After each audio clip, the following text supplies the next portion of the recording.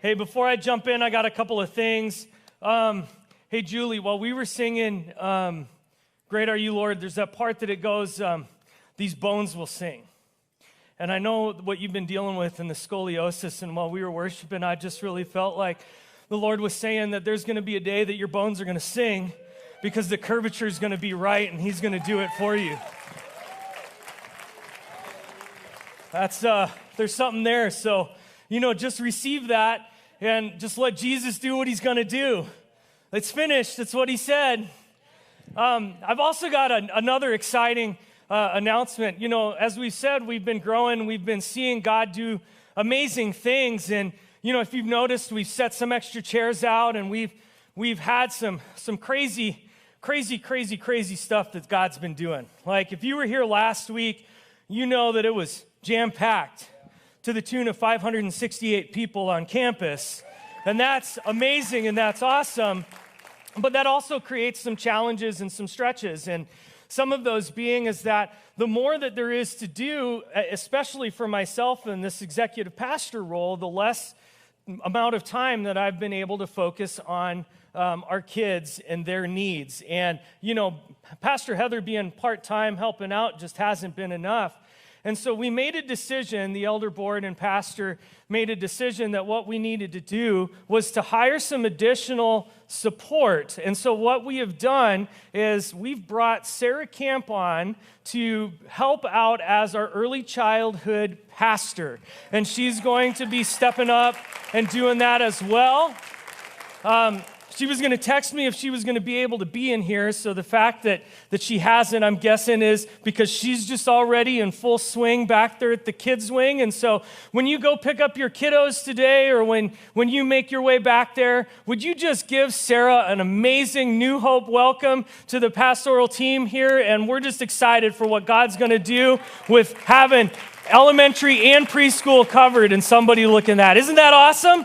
All right. Hey, we're excited. I'm excited. God's doing awesome stuff this season. And it's amazing what He's doing. We've been in a series on the book of Nehemiah. Pastor's really been calling us to come to the wall, to get to the wall, to build the wall. And I'm excited because I get to wrap this up today. We're gonna hopefully do this in a way that gets you excited about coming to the wall and building the wall. How many of you are excited for what God wants to do? So in this series in Nehemiah, if you're not familiar with the story of Nehemiah, it's amazing. There's leadership principles in there. There's all kinds of practical wisdom and advice for everyday life. But what's the best part about the book is that we get to read about how God, through a bunch of ordinary people that were not skilled craftsmen, built and rebuilt the walls of Jerusalem in just 52 days. That is a miracle. I can tell you right now, and thank you ladies for being so gracious about our bathroom remodel project. There's just, between timelines, funerals, and other things, it's taken a little bit longer than we wanted it to do, and maybe we should have hired Nehemiah to do the project, but it would have been done in like a day. I don't know. But, it's awesome, and it's going to be great when it's done. It's going to be beautiful. But how many of you know that in the course of this, it wasn't just that the walls were in disrepair? See, here's really what was going on, is that the Jewish people had been in captivity in Babylon for 70 years, and they're being released, and they're being sent back. And as they're being sent back, they begin the project of rebuilding, but they only did so much. How many of you remember your parents ever getting after you about doing a halfway job? Well, you can read in the Minor Prophets later that God had to get after His kids about doing a halfway job. In fact, God had to come to him and he said, how come you guys are living in nice houses while the temple still is in disrepair? How come you got your mansion, but my house still has holes in the roof? And so Nehemiah catches wind that there's these projects that aren't done, but the one that really grabs his heart is the fact that the wall needs to be rebuilt.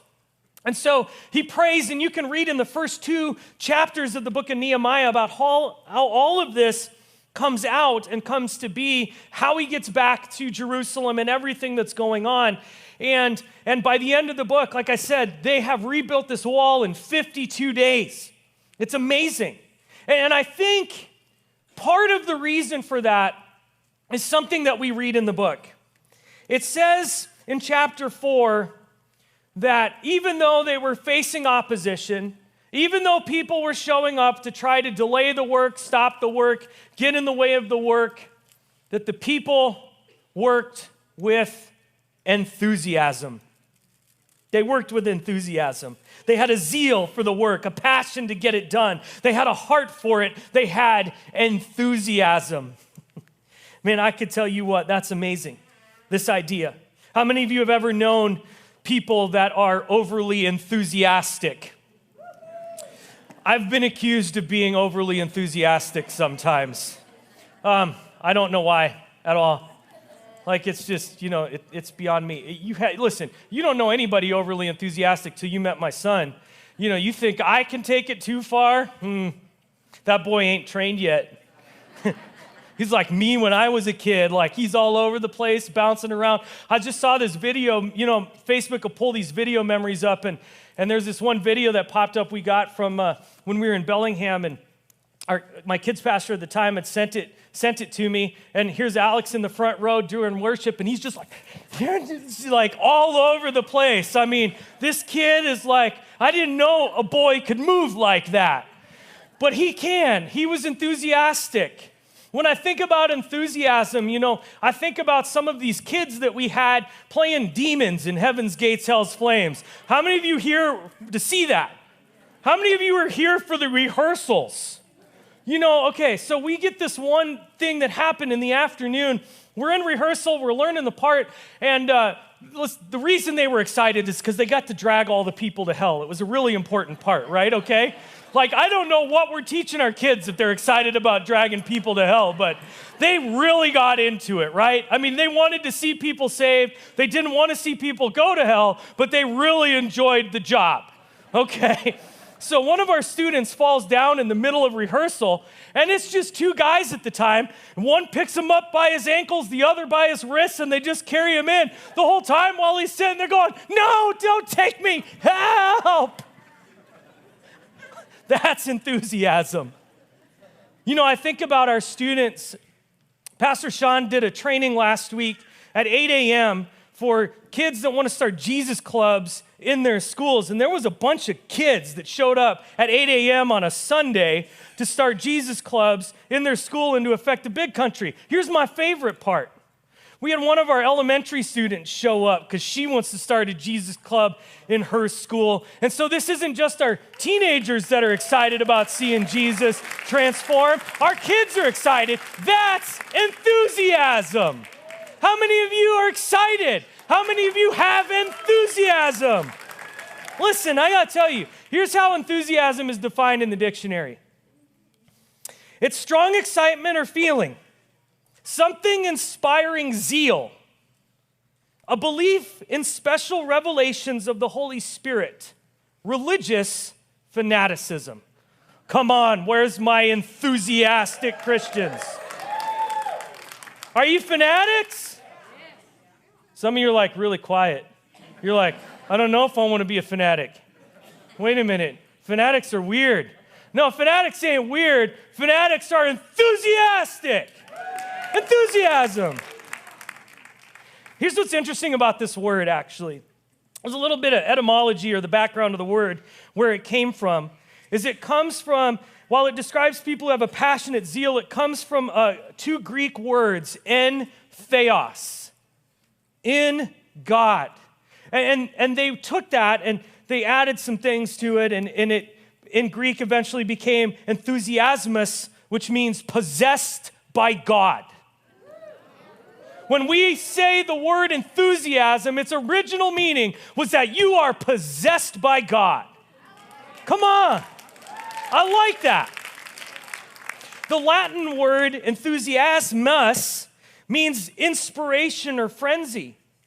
And when it originally began to be used, it was a religious term, a word used to describe people that are enthusiastic about what they believe because they have a deep connection with God.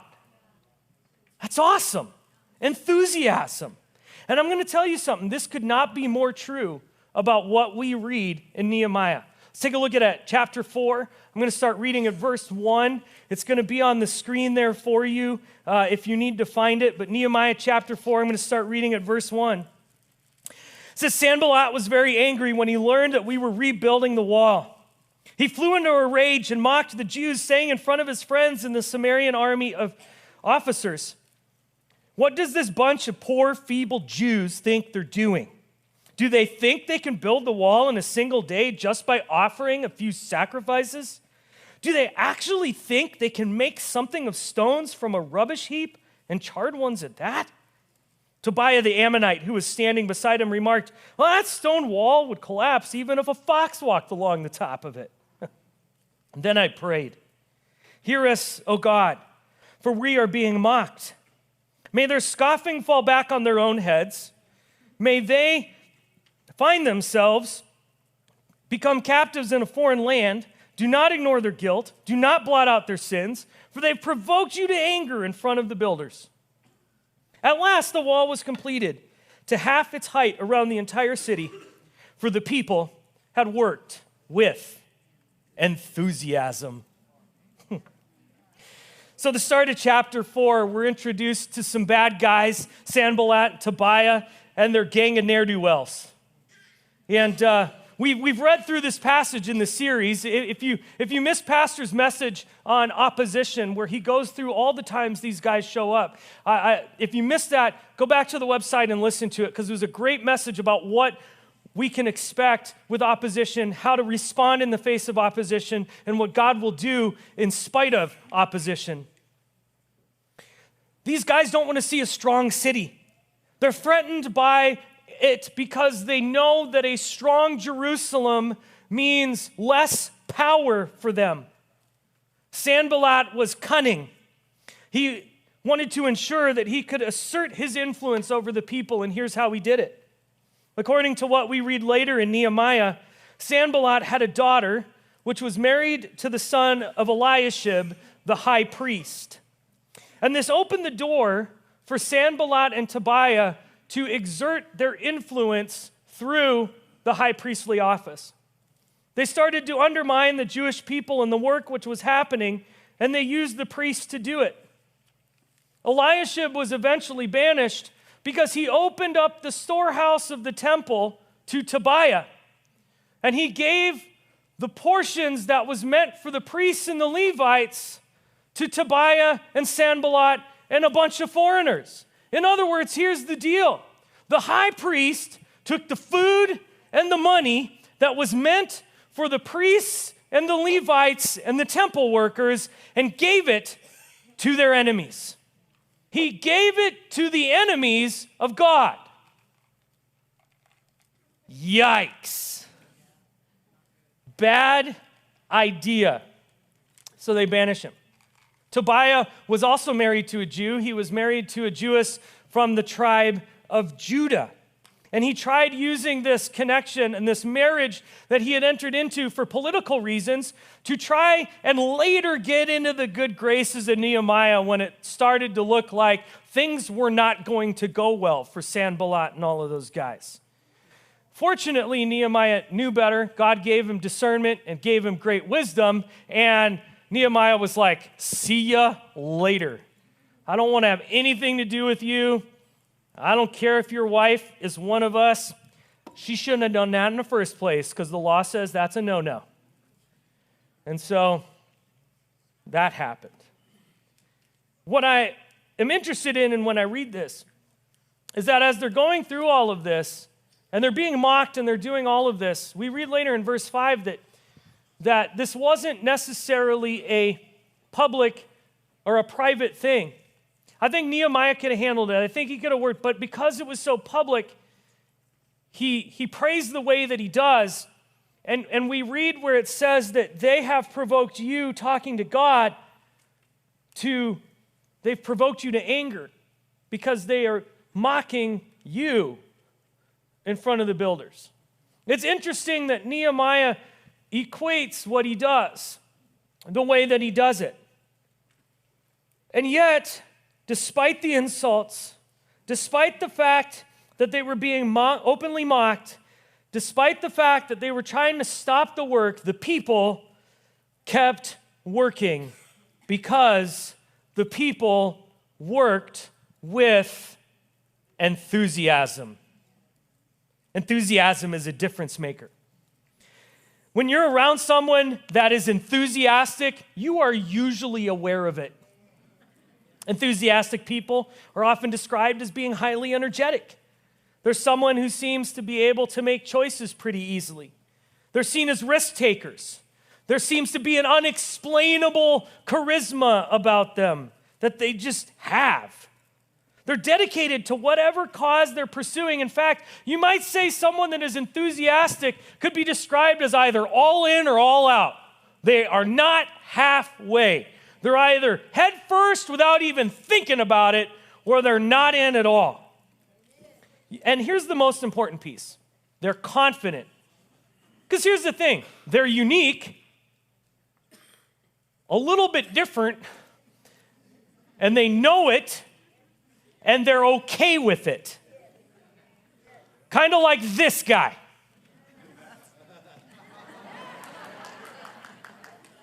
When I think about enthusiasm, this is what I think about. Okay, if you ask me who my favorite football team is, some of you know it's the Ohio State Buckeyes. Before I'm a pro guy, I'm a college guy all day long, and let me tell you something, I bleed scarlet and gray. I do. You'll never see me look like that. I'm not that enthusiastic about the Buckeyes, because it's just football. Okay? I mean, yeah, it's a game.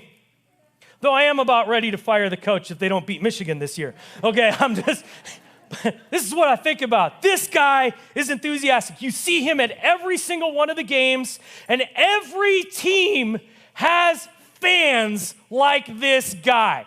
You're looking at this guy, you're thinking about your team, and you're immediately thinking about the dudes that the cameras always pan to. Like if you're a Packers fan, you know that dude that's always painted up and got the cheese head on. You know, we know about these guys. I mean, every team has super fans. They do. They got their super fans. And you know, when I think about enthusiasm, this is kind of how it is. It's an all-in. I don't care who's watching. Go for broke, heaven or bust kind of enthusiasm. It's the kind of enthusiasm that makes you keep pushing and keep going when other people around you are telling you to quit, or when you might even feel like you want to quit. You push yourself beyond your limitations because you're fanatical. You're enthusiastic about what you're giving yourself to. So let me ask you a question. When it comes to following God, your relationship with Him, when it comes to what Pastor's been talking about, coming to the wall and building the wall, do you come to the wall like that guy? Or do you come to the wall like a 15-year-old walking into math class for the 86th time in the school year? When it comes to following God, we need to do it with enthusiasm. And let me tell you, He honors that. Think about it for a minute. I know nobody more enthusiastic about what he was doing than Peter. Peter's one of Jesus' disciples. He's often described as mouth first, brain second. He would just say stuff, and it would come out of his mouth. And sometimes Jesus was like, Peter, that's awesome. Sometimes Jesus was like, get behind me, Satan. I mean, talk about it. He was so enthusiastic about following Jesus that some dudes show up at the garden to arrest him. And what does Peter do? He pulls out a sword and he lops the dude's ear off. I'll show you that. You try to arrest my Jesus, you're going to lose an ear. Well, let me tell you something. When Jesus gets a hold of Peter, when the Holy Spirit fills him up to overflowing on the day of Pentecost, he preaches a sermon that sees 3,000 people get saved. He later will preach a sermon that sees 5,000 men plus women and children get saved after that. I mean, talk about what God can do with enthusiasm. What about Paul? You know, before Paul was Paul, he was Saul. And Saul was so enthusiastically zealous about contending for the Jewish faith that he was running around and killing Christians. Just think about this for a minute. The Bible will tell us that he was going and he got warrants to arrest them, but if you read later, oh, there's that Saul, he's coming and he's killed many of us. Have no doubt in your mind, before Paul ever did anything that we read about in the Bible, he was first a killer of Christians. But the Holy Spirit gets a hold of him. A bright light knocks him off of his donkey, makes him go blind for 3 days. Jesus has this amazing encounter. I mean, you know, I'm glad Jesus didn't have to go that far to get a hold of me. But even if he had to, that's better than the alternative of not getting a hold of me. Paul starts a missionary movement that takes over the entire Roman Empire. And he would go on to write half of the New Testament and 20% of the entire Bible that we have canonized. He wrote more books of the Bible than any other person. Why? Because look at what God can do with enthusiasm. When the Holy Spirit gets a hold of your enthusiasm. Enthusiasm is a difference maker. Enthusiasm is a difference maker between who people say you are and who God says you are. Let's look at this passage again. So Sanballat's very angry. When he learned that we're rebuilding the wall, he flew into a rage. He says to everybody, what does this bunch of poor, feeble Jews think they're doing? So the first thing that Sanballat does here is he goes after the people directly. He calls them poor and he calls them feeble. Now in the Hebrew, this idea, it's all mashed into one word, which means feeble or weak. When I did the research here, it wasn't that surprising and there was nothing too shocking. But think about this for a minute. He's not necessarily saying, per se, that they are physically weak, but he's making an identity statement about them. This is who you are. You are weak. You are a weak people. It's the same word. We find it used in Psalm 6:2 when David's crying out, have compassion on me, Lord, for I am weak. Heal me, Lord. My bones are in agony. And when we read this, we would initially think he's saying, I'm physically weak, but as we continue reading, David's talking about his soul. He's talking about his inner being, his inner man, his inner person. He's saying, I am weak. It's an identity statement. And why was he saying this? Look, it's because of his enemies. In verse 7, it says, my vision is blurred by grief. My eyes are worn out because of all of my enemies. It's the same situation for King David. His enemies are coming after him. They're attacking him. They're going after his person. They're going after his character. They're going after who he is. And he's like, I'm done. The way he's crying out to God, you would almost think like he believes it. I mean, what does a weak person look like in the first place? They lack confidence. They don't take initiative. They might be overly sensitive, easily triggered, some might say. They change their minds far too often. They're overwhelmed way too easily.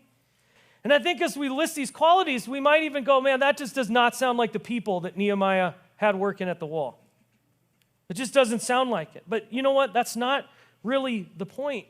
The point is that the enemies, they wanted them to believe this. So they kept bombarding them with this. You are weak. You are worthless. You are unable to do this. You don't have what it takes. You aren't good enough. Oftentimes the gap between who you are now and who God says you are the things that you believe about yourself. And what I'm going to say is important here because some of you are in this room and you believe all kinds of lies that the enemy's been telling you.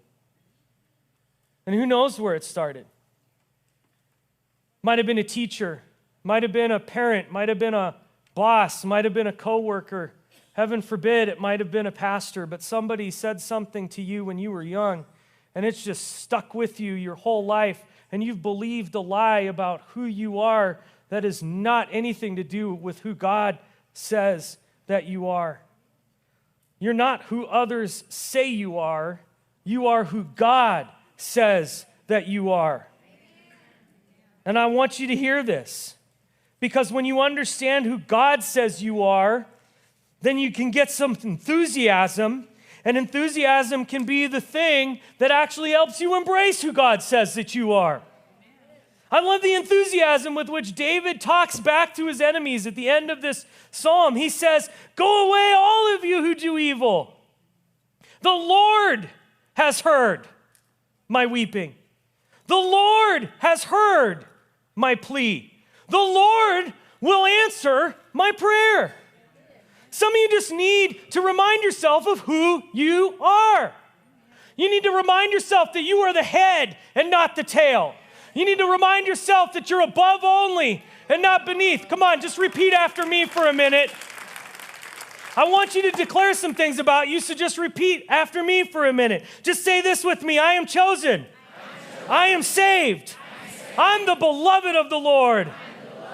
I am healed. I am whole. I am more than a conqueror. I am the righteousness of God in Christ Jesus. So I will cast down every word spoken against me, because I am who God says I am. Oh, come on, if you believe that, give him a shout. Come on. Listen, can't you feel that when you start declaring these things over yourself? Don't you feel the joy and the enthusiasm just rise up within you? You need to remind yourself of who God says you are, and you need to do it with some enthusiasm, because enthusiasm is the difference between who you are and who God says that you are. Enthusiasm is a difference maker between what you have and what God has. So here's that passage again, right? They're not just going after who they are. They're not just going after their identity, but they're going after the stuff they come to the table with. So Sanballat's angry. We keep reading this. It's the same passage. We're stuck here for a little bit today. Do they actually think they can make something of stones from a rubbish heap, and charred ones at that? It would be enough for Sanballat and Tobiah to attack their identity and who they are, but to add insult to injury, they say what you have is worthless. All they've got to work with is rubble, it's garbage, it's refuge, it's worthless. The passage says that the stones are charred, and in other translations it says that they're burned, which is okay, because this Hebrew word being used for that simply means that they have been consumed with fire. What that means is what they're really saying is the stones that you're trying to use, they are not competent stones. They're not structurally sound. You wouldn't be able to use them if you build with them. It's not the kind of building material you should be using, because their integrity has been compromised. So Tobias exclaims in the next verse, thinking that these stones are compromised, well, a fox walking along the top of it would just make this wall collapse. Just fall over. The fox. The shual in Hebrew. We use fox in the English because, honestly, in America, we don't got a lot of jackals. You might think about coyotes, but coyotes aren't quite the same. So here's the thing about a jackal. A jackal was a scavenger. The jackals would stalk their prey, waiting for the prey that was weak to get ready to die. If they didn't have to kill it all the better. A jackal would come and pounce at an opportune time to get what it would want. And I think that some of you might even feel like this in your life, that everything that you have might seem so worthless, or maybe you feel like the jackals are closing in and that they're waiting for this opportune time to just pounce and take everything that they want. But let me tell you something. Look around you. Look at everybody in the room. You might feel like everything that you've got is worthless. I promise you, you're in great company. Because we've all felt that way at some point in our lives. We all know what it feels like to feel worthless, or to feel as though what we have to bring to God isn't worth much. We might feel like when we go to the wall, well, why would God even want to use me? How is it good enough? What good can I do? You know, Jesus had been preaching for a long time. He preached right through lunch and straight into dinner. You think that we preach long here at New Hope? You ain't sat through a Jesus sermon. Okay? I'm telling you, at least Pastor lets us get lunch. I'll let you get lunch today too. So they got to do something. Jesus' disciples come up to him and they're like, Jesus, you know how some of us get, like it's 11:19 right now. How much longer is he going? I got to beat the Baptist to the buffet.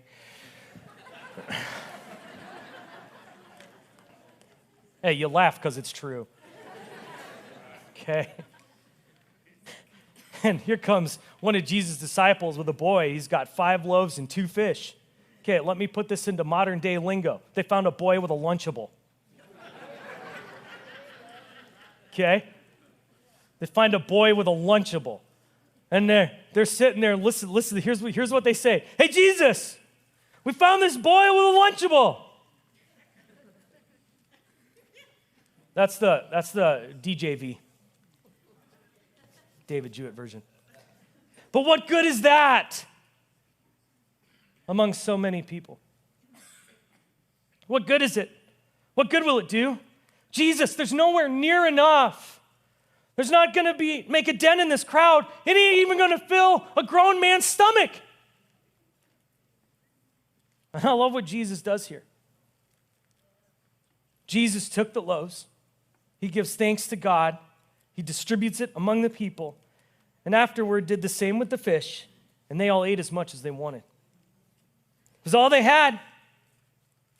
But when they placed it in the hands of Jesus, and Jesus blessed it, not only did everybody get as much as they wanted to eat, but then there were 12 baskets of leftovers. They ended with more than they started with. They had a Lunchable, and they had enough Lunchables for everybody in Abilene. 12 basketfuls of leftovers. Come on. I mean, think about it. They had more than what? Why? Because they said, God, just take what we've got and bless it and use it. And listen, enthusiasm is the difference between what you've got and what God's got. There's a story similar in the Old Testament. There's a widow. Her husband has just died. He was part of Elisha's group of prophets, and she inherited her husband's debt. And the debt collectors, because she couldn't pay, wanted to take her sons to work off the debt. And before you go, hey, that's rotten, that's horrible, whatever civilized society would ever do that, that was in American history as well. This is just a historically thing that used to happen in the context of how people used to pay off debts. They had to get their money somehow. So instead of paying the money, you just go work it off. And then when you were done working it off, you go back to your family. It's not like they stayed there forever unless they chose to. So Elisha is talking with this lady, and she goes, I don't have anything to pay the debt. And he's like, well, what do you have? Well, I just got this tiny little jar of oil, and it's not even enough to make bread for me and my sons. And he's like, okay, well, here you go. Here's what I want you to do. Go to your neighbors, bang on their doors, get their jars. Get as many jars as you can possibly get.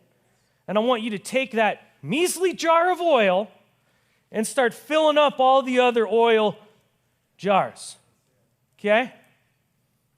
Now, you don't have to have a brain that understands calculus to understand that one jar does not fill many jars. Okay? I mean, but yet, what happened? What happened? So she did as she was told. Her sons kept bringing jars to her, and she filled one after another. And soon every container was filled to the brim. "Bring me another jar," she said to one of her sons. "There aren't any more." And the olive oil stopped flowing. Man, that oil just kept going and going and going and going for a hot minute. There was like the Energizer Bunny. It just kept going and going and going and going and going and going until every jar was full. Listen, do not discount what you have until you put it in the hands of God. You might be coming and saying, "I don't have much to offer," but let me let you in on a little secret. God knows, because He made you. And what you have to offer, He's the dude that put it inside of you. He knows that you don't got much to offer, but He wants it anyway. Because what He wants to do is work through you. He wants to work within you, for you. He wants to do amazing things because He wants to take your limits and do more than anybody could ever imagine, so that when people go, "Well, I know that ain't Him. God must be real." And when we do it with enthusiasm, all the better. Enthusiasm is a difference maker between what you have and what God has. And finally today, this is where I want to land. Enthusiasm is a difference maker between what you can do and what God can do. So here's that passage again, right? Do they think they can build the wall in a single day? Do they actually think they can make something of these stones? That wall is just going to collapse. Why even try? What do they even think they can do here? Do they actually think they have what it takes to get the job done? Okay, I mean, think about it for a moment, okay? This is the wall they're trying to build. It was 2.5 miles in length. It was almost 40 feet high and just over 8 feet thick. Come on. And they did that in 52 days?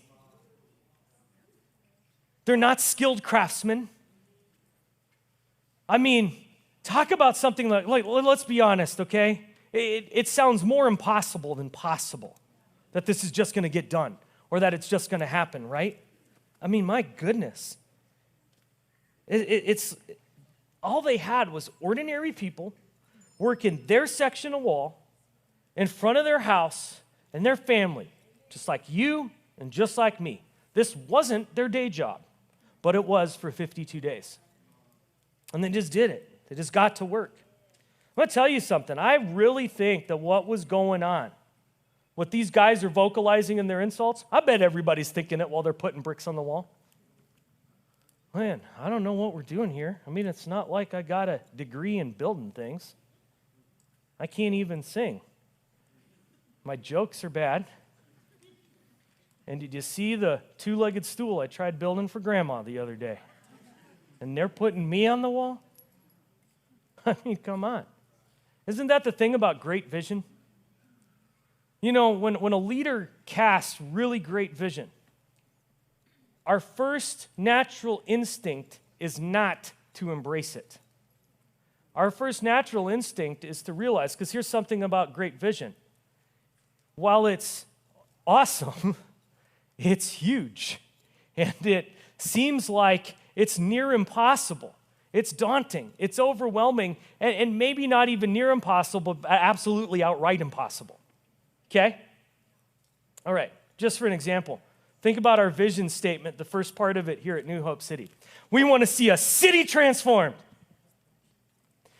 Okay, how many of you think that sounds huge, daunting, near impossible, or maybe absolutely impossible? Okay, we want to see a city transformed. Okay? Just think about it. Like, this is not something that if we're stuck to do by ourselves, right? I mean, if Abilene is going to be transformed for the glory of God, that's an exciting thing. You know, when I think about it, when I picture it in my mind, I'm like, man, this is huge. But I also think, whoa, what would that look like?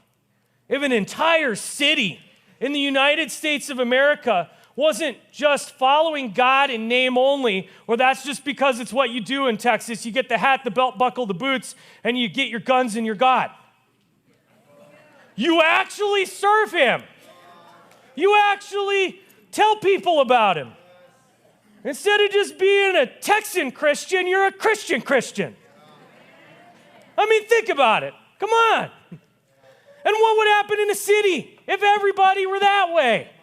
All these stupid little things that we argue about wouldn't be a problem anymore. Instead of trying to win Abilene for Jesus, we just move on and go, okay, it's time for Texas. Our vision statement at New Hope would have to change. We want to see a state transform, or we want to see a country transform. Come on. If you don't think that that's where we're going, you haven't heard Pastor preaching. He's not content with a city, even though God's promised a city. We're going for a country. We're going for a world. We're going to preach Jesus until Jesus comes back to take us home. With enthusiasm.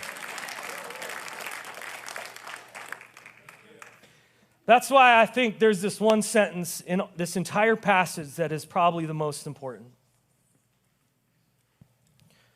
Here's that passage again. What does this bunch of poor, feeble Jews think that they're doing?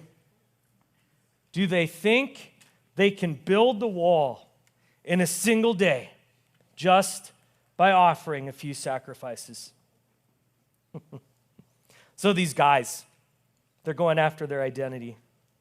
After they go after their identity, they go after their supply. They went after their ability. But let me tell you something. I think these guys working the wall knew that there was a measure of truth to what they were saying. This is why this small little sentence that they offered sacrifices is a game changer. They knew they were weak, but they knew that God's strength is made perfect in our weakness. They knew that what they had to offer wasn't much, but they also knew that God is the owner of a cattle on 1,000 hills and all the gold there is underneath it. They knew that God said that I will supply all of your needs according to my riches and glory in Christ Jesus. They knew that the Bible says that the earth is the Lord's and everything in it. They knew that they couldn't do the job alone. They didn't have the ability to do it, but they knew that God could. They knew that God had the ability. They knew that God had that all things that seem impossible, that with God all things are possible. So they sacrificed. And Sanballat's out there mocking it. But what the people are saying is, we can't do this, but God can. Every sacrifice was a reminder that even though they didn't have what it took, that God had what it took. Every time that they would make a sacrifice, they said, we don't have it, but God's got it. And every time that they made a sacrifice, they said, well, we might not be good enough to get this job done, but God's strength will allow us to get this done. So we're coming to the wall, and we're coming with enthusiasm, because every sacrifice was a reminder. So let me break it down for you. In the new covenant, we don't sacrifice bulls, goats, lambs. We don't do blood sacrifices anymore because of what Jesus did on the cross. He did away with that. But in the new covenant, we do sacrifice something.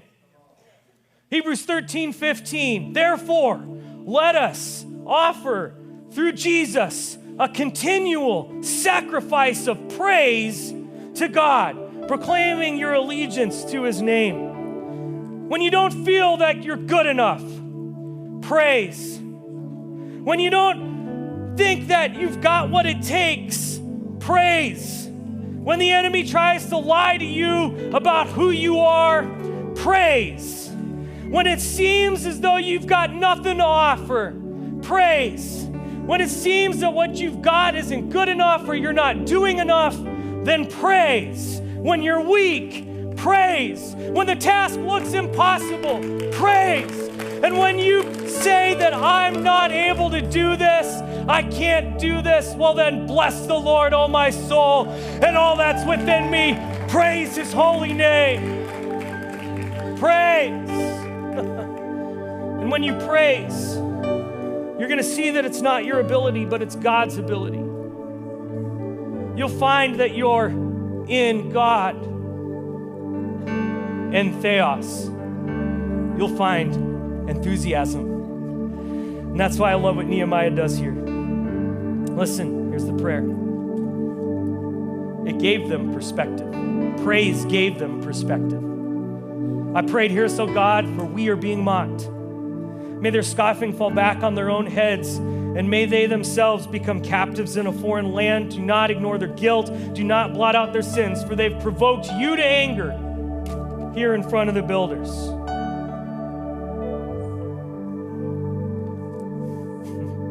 In other words, God, they think they're mocking us, but in truth, they're mocking you. You have to think this way. So you could be standing at the wall and people might mock you. They might come after your identity. They may tell you that you've got nothing to offer. They may tell you that you just can't do it, that you're not good enough, that you've got no ability. But listen, they're not mocking you. They're mocking God, so just let it roll off like water on a duck's back. Because they're not going after you. Oh, it feels like they are. It certainly feels personal, but it's not. They're going after God. Remember what God said to Samuel when the people wanted a king. He said, they're not rejecting you, Samuel. You've been the leader, but this isn't you they're rejecting. They're rejecting me. So they ain't mocking you. They're mocking God. So praise gave them perspective. And it allowed them to work with enthusiasm. At last, the wall was completed to half its height around the entire city. That means they went around the whole 2.5 miles. They got it up 20 feet high. And they got that 20 feet, 8 feet thick. Because the people had worked with enthusiasm. So what about you? Will you work with enthusiasm? Enthusiasm, it's a difference maker between who people say you are and who God says you are. Enthusiasm is a difference maker between what you have and what God has. Enthusiasm is a difference maker between what you can do and what God can do. But there's the key. Enthusiasm, it doesn't come out of getting whipped into some kind of frenzy. And oh boy, we're Pentecostal and we can whip ourselves up in a frenzy in no time. I mean, we really can. It comes from being in God and theos. To be upfront and blunt, this kind of enthusiasm only comes when you have made the decision to give Jesus your life, follow him all of your days, and become a Christian. This is not the kind of enthusiasm you can get for yourself. It's the kind of enthusiasm that comes from being saved. So let me just do this with every head up and everybody looking around. It's just what we do. If you're like, I need that kind of enthusiasm. I need Jesus in my life. And you're here today and you've not made Jesus the Lord of your life. Can you just slip up a hand and just let me know, hey, that's me. I need that. I need that. That's me. Listen, I love this that we've got, I see a hand back there. I see a hand right there. I love that. I see another hand over there. Listen, this is the kind of enthusiasm that calls for following Jesus. Listen, it's okay.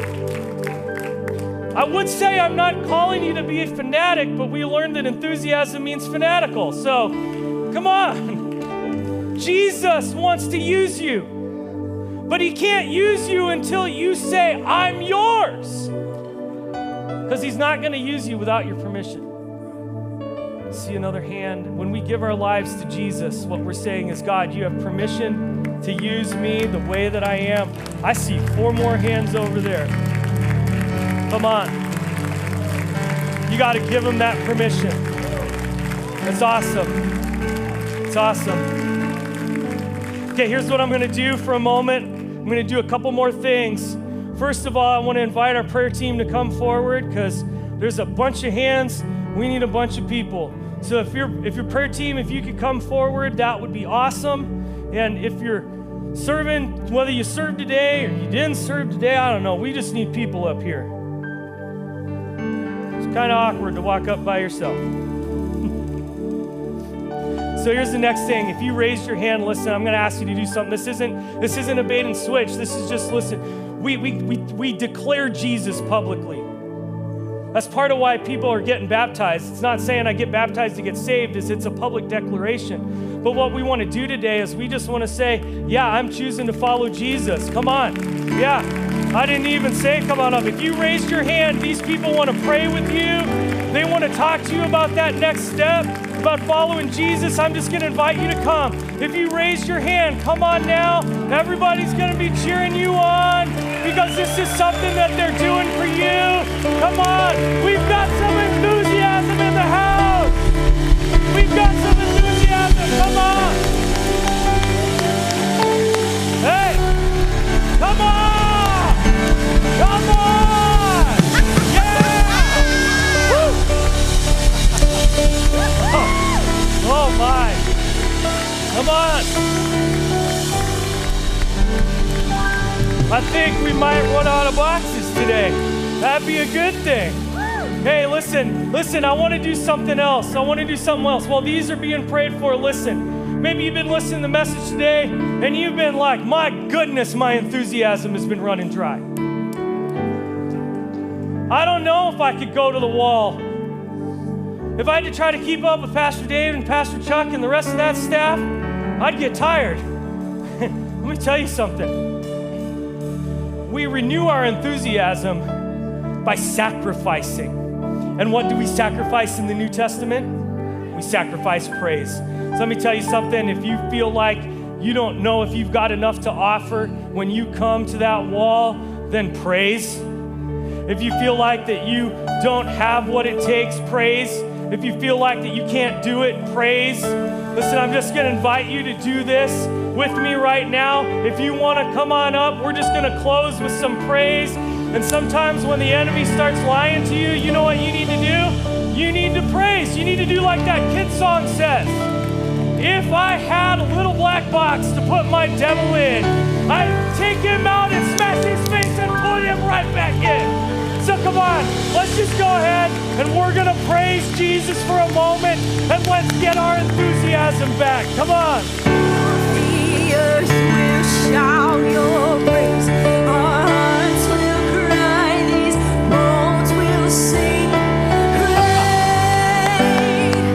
are you, Lord. Hey. Oh, the earth will shout your praise. Our hearts will cry. These bones will sing. Great are you, Lord. Oh, the earth will shout your praise. Our hearts will cry. These bones will sing. Great are you, Lord.